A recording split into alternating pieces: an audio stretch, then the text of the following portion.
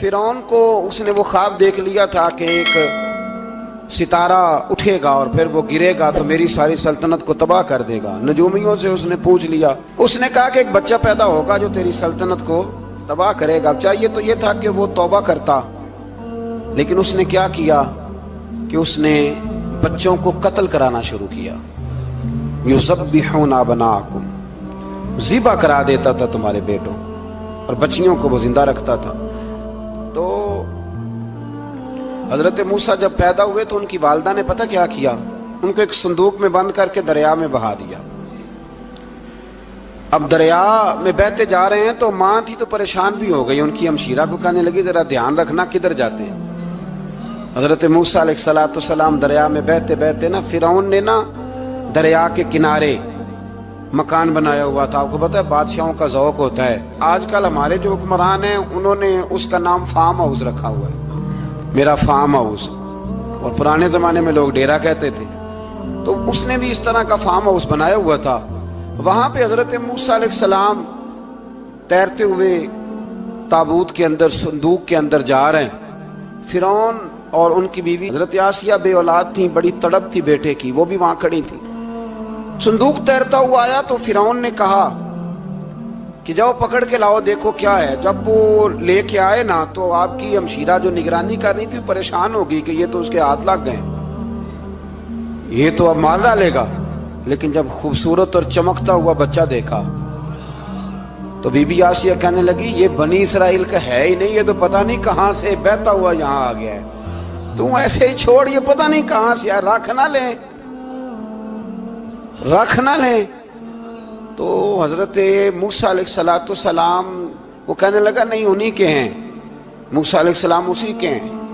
تو آسیہ کہنے لگی تیرے تو سر پہ نا بس بھوت ہی سوار ہو گیا، ہر وقت وہی لوگ تجھے یاد رہتے، یہ پتہ نہیں کہاں سے بہ کے آیا۔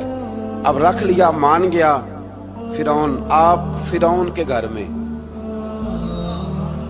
جو اس لیے بچے مروا رہا تھا کہ میری سلطنت حضرت موسیٰ پیدا نہ ہو جائیں، تو اسی کے گھر میں پرورش پانے لگے، اسی کے گھر میں۔ اب عورتیں منگائیں گئی دودھ پلانے کے لیے، تو حضرت موسیٰ علیہ السلام کسی بی بی کا دودھ نہیں پیتے، تو آپ کی ہمشیرہ نہ وہیں دائیں بائیں گھومتی رہتی۔ تو کہنے لگی جناب آسیہ سے کہ میں ایک بی بی کو جانتی ہوں، بڑی صاف ستھری ہے، مجھے امید ہے یہ بچہ اس کا دودھ پیے گا۔ تو فرعون کہنے لگا دوڑ کے لا، تو اپنی والدہ کو لے کے آئیں تو حضرت موسیٰ نے فوراً دودھ پینا شروع کر دیا۔ فرعون کو پھر تھوڑا شک ہوا۔ ایک روایت یوں بھی لکھی ہے بعض لوگوں نے کہ فرعون ایک دن اٹھایا ہوا تھا حضرت موسیٰ کی، ابھی تھوڑی سی عمر تھی، تو آپ نے اس کی داڑھی پکڑ کے تو ایک گھونسا دے مارا، جلالی تو شروع سے ہے نا۔ تو کہنے لگا آسیہ تو مان نہ مان یہ بچہ وہی ہے۔ تو حضرت بی بی آسیہ کہنے لگی کہ تجھے غلط فہمی ہے، یہ وہ نہیں ہے۔ اس نے کہا دیکھو نا یہ تو اٹھاتی ہے تو پیار کرتا ہے، اور میرے جب قریب آتا ہے تو اس کے لب و لہجے میں تلخی محسوس کرتا ہوں۔ اس نے کہا بچوں کو کیا پتا۔ خیر ایک طرف اس نے کھانے پینے کی چیزیں رکھ دی، ایک طرف انگارے رکھ دیے۔ وہ بھی حضرت آسیہ کہتی ہیں کہ تجھے سمجھ آئے بچے بچے ہوتے ہیں۔ حضرت موسیٰ بچے تو تھے پر تھے تو اللہ کے نبی نا، اللہ کے نبی تھے۔ جب اس نے کہا نا یہ بچے ہیں، تو حضرت موسیٰ علیہ السلام بجائے انگاروں کی طرف جانے کے، نبی تھے، وہ سیدھے کھانے پینے والی چیزوں کی طرف بڑھنے لگے۔ فرعون کہنے لگا اب بتا۔ اللہ تعالیٰ نے حضرت جبریل کو بھیجا، انہوں نے کہا ادھر نہیں جانا آپ ادھر جائیے۔ تو آپ آگ کی طرف گئے اور ایک کوئلہ اٹھا کے زبان پہ رکھ لیا۔ تو آسیہ کہنے لگی سمجھ آئی، بچے کو کیا پتا کدھر جانا ہے کدھر نہیں جانا، اگر وہ اتنا ہی خیال ہوتا وہی بچہ ہوتا تو آگ۔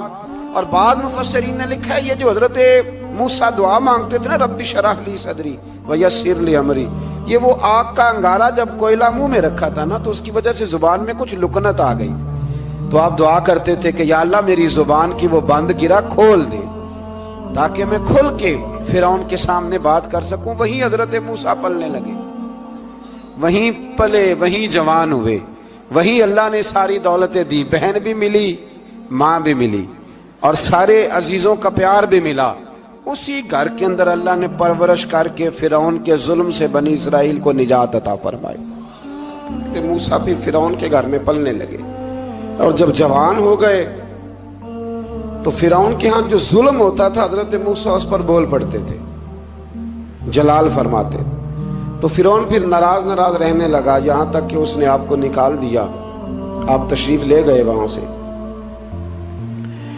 تو حضرت موسیٰ ایک دن شام کے وقت دوبارہ آئے بستی میں، لوگ سوئے ہوئے تھے.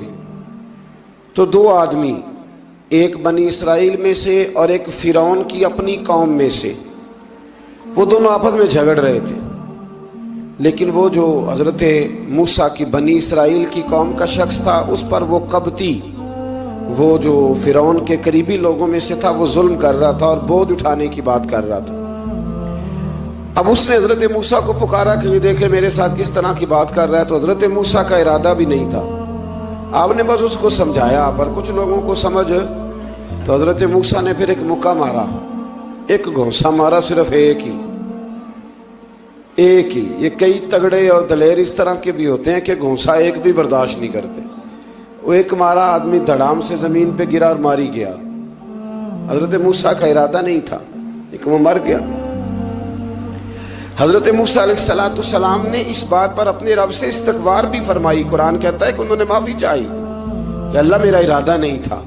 بہرحال اگلے دن نا حضرت موسیٰ دوبارہ آئے. وہ سنا کرتے تھے نا ہم کہ بیوقوف دوست سے عقل مند دشمن بہتر ہوتا ہے. وہ کم از کم دشمنی تو عقل مندی سے کرتا ہے نا، لیکن جو بیوقوف دوست ہو بیوقوفی. حضرت موسیٰ دوبارہ آئے تو وہ بنی اسرائیلی اگلے دن کسی اور سے جھگڑا کر رہا تھا. پھر اس نے مدد کے لیے پکارا تو حضرت موسیٰ کہنے لگے مجھے لگتا یہ ہے کہ تیری عادت ہے، تو خود بڑا جھگڑالو ہے، تو نے روز نیا جھگڑا شروع کیا ہوتا ہے. حضرت موسیٰ جب اس کی طرف بڑھے نہ ڈانٹنے کے لیے تو اس نے شور کرنا شروع کر دیا. کہنے لگتا ہے جس طرح آپ نے اسے کل قتل کیا تھا مجھے بھی قتل ہی کریں گے. یہ انسانوں کا مزاج ہے کہ آپ جب تک کسی کے طبیعت کے مطابق چلیں گے وہ راضی رہتا ہے، اور ذرا آپ اس کی طبیعت سے ہٹتے ہیں تو وہ شور کرتا ہے. اس نے کہا جی آپ مجھے بھی لگتا ہے ماریں گے. حضرت موسیٰ کلیم اللہ علیہ نبینا علیہ السلام کے بارے میں جب اس نے شور کیا تو بات پھر فرعون کے دربار تک گئی. وہ تو پہلے ہی بہانہ تلاش کر رہا تھا. اس نے کہا ڈھونڈو، پکڑو اور معاذ اللہ شہید کریں گے. کسی نے آ کے خبر دی کہ آپ جہاں سے ہجرت کر جائیں، اس لیے کہ آپ کے لیے یہاں حالات درست.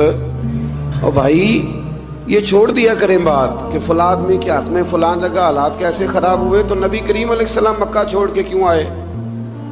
حضرت موسیٰ علیہ السلام نے ہجرت کیوں فرمائی؟ یہ ایک ایسی عجیب بحث ہے جس کو لوگ بلا وجہ چھوڑ دیتے، بلا وجہ چھیڑ دیتے ہیں. اور بالخصوص ایک خاتون نے ایک دفعہ مجھے پیغام دیا تو میں بڑی اس کی بات سن کے مجھے عجیب لگا. وہ کہنے لگی کہ دوسری جگہ میری شادی ہوئی ہے، مجھے طلاق ہو گئی تھی، تو مجھے ایک تانا روز سننے کو ملتا ہے تو اتنی اچھی ہوتی تو وہاں نہ رہ لیتی. تو بھئی یہ کوئی تانے والی بات ہے؟ کوئی ضروری ہے کہ بیوی غلط ہوتی ہے تو طلاق ہوتی ہے؟ اللہ کے محبوب علیہ السلام کی دو صاحبزادیوں کو ابو لہب کے دو بیٹوں نے طلاق بھیج دی تھی. کس کی غلطی تھی؟ تو آپ کیا کہہ سکتے ہیں یہاں کیوں طلاق؟ تو اتنی جلدی بات تھوڑی کر دیں گے آپ، تھوڑی احتیاط فرمائیں بولنے میں. تو حضرت موسیٰ علیہ السلام وہاں سے نکلے اور آپ مدین کی طرف چلے گئے. مدین وہ علاقہ تھا جہاں فرعون کی حکومت کوئی نہیں تھی. حضرت موسیٰ جیسے ہی وہاں پہنچے تو ان کے اندر ایک جذبہ تھا، ظلم ہوتا نہیں دیکھ سکتے. جب وہاں پہنچے تو انہوں نے دیکھا لوگ اپنے اپنے جانوروں کو گھاٹ پہ پانی پلا رہے ہیں اور دو خواتین ہیں وہ بالکل پیچھے کھڑی ہیں. تو حضرت موسیٰ کلیم آگے بڑھ کے کہنے لگے تم کیوں نہیں پانی پلاتی؟ تو وہ کہنے لگی ہمارا بھائی کوئی نہیں، باپ ہمارا بوڑھا ہے. اللہ اکبر. مجبوری یہ ہے، ہم ہیں بھی پردہ دار گھرانے کی، مجبوری ہماری یہ ہے کہ جب تک یہ سارے لوگ پانی پلا نہیں لیں گے اتنی دیر تک ہماری باری نہیں آئے گی. تو حضرت موسیٰ کلیم اللہ علیہ السلام فرمانے لگے اچھا یہ بات ہے تو جانور مجھے دو. وہ ہو یہ رہا تھا کہ چونکہ مرد پانی پلا رہے تھے تو اور جتنے بھی مرد آتے جاتے تھے وہ گھستے جاتے تھے اور عورتیں بیچاری کھڑی تھیں. حضرت موسیٰ جھٹ سے آگے بڑھے، پیچھے ہٹو. ان دو خواتین پاک باز عورتوں کے جانوروں کو پانی پلایا اور پھر آپ دوبارہ وہیں بیٹھ گئے. وہ بیبیاں جلدی جلدی گھر گئیں، جا کے اپنے والد سے کہنے لگی ابا جی کمال ہو